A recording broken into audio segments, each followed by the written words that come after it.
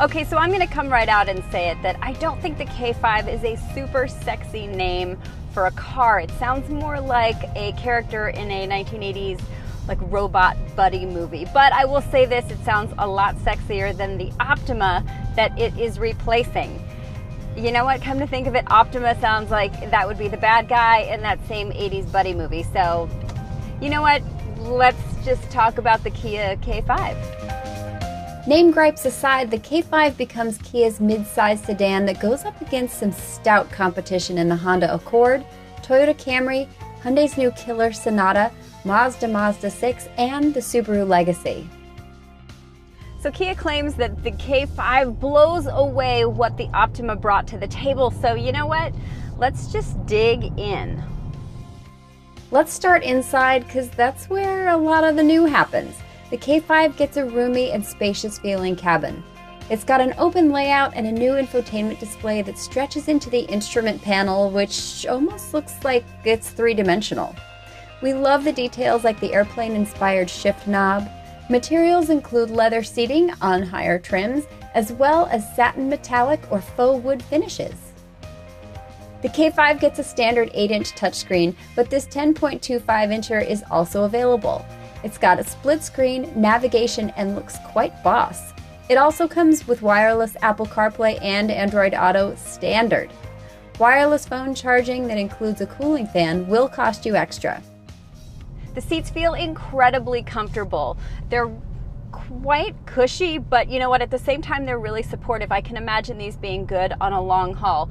The one thing I will say that for me is not ideal is the seat bottom is quite long, so it could be good for slightly taller drivers. For me, it makes it a little bit uncomfortable, but hey, most people have longer legs than me.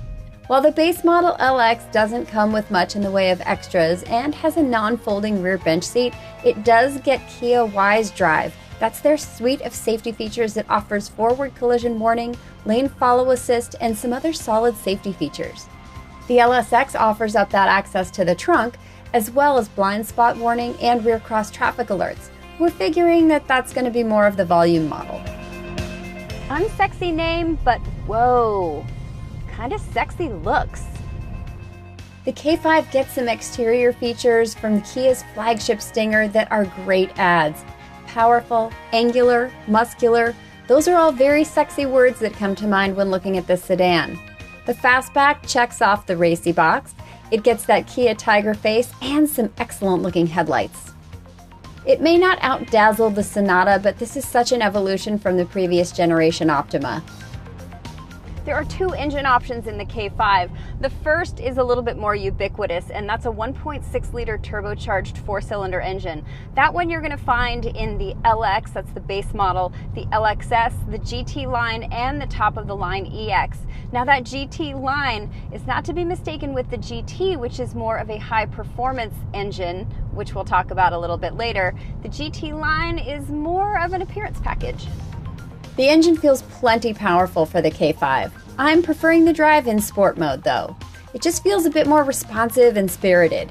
If you can get past the 1.5 to 2 second lag while the turbo spools, then this engine shouldn't disappoint. Dynamically, the car feels really solid. In sport mode, I do get a little bit of tire chirp when I'm making aggressive turns, but for the most part, the handling is really nice. The car feels very planted and very solid. I don't feel a whole lot of body roll, and I get a really comfortable ride without it being too floaty. The steering is direct and I don't feel any dead spots. The brakes are more than adequate. Overall, the driving experience is a well-rounded and positive one in my opinion.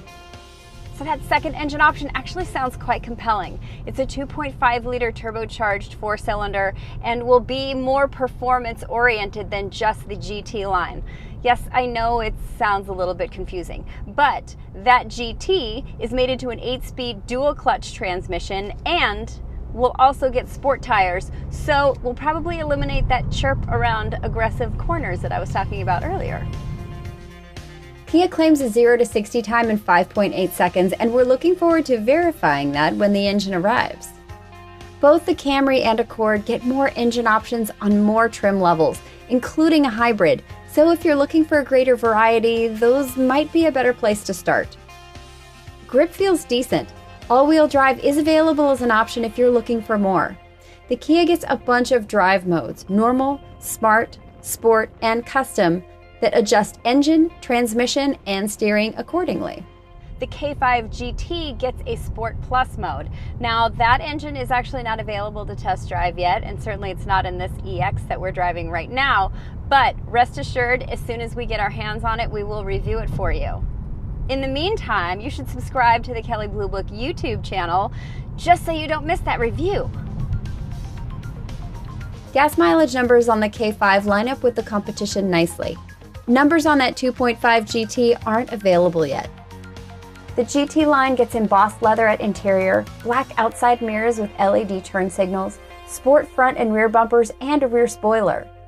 Extras on the highest EX trim include a panoramic sunroof, heated front seats, wireless smartphone charging, and a 12-speaker Bose audio system. The all-new 2021 Kia K5 goes on sale this summer with a base price of about $25,000, including destination fees. The GT line and EX will both cost a little more money. For the sporty GT, you're looking at closer to $31,500. So, not a super sexy name, but there is plenty of stuff in here to more than make up for it. The mid-size sedan segment just got a little bit hotter.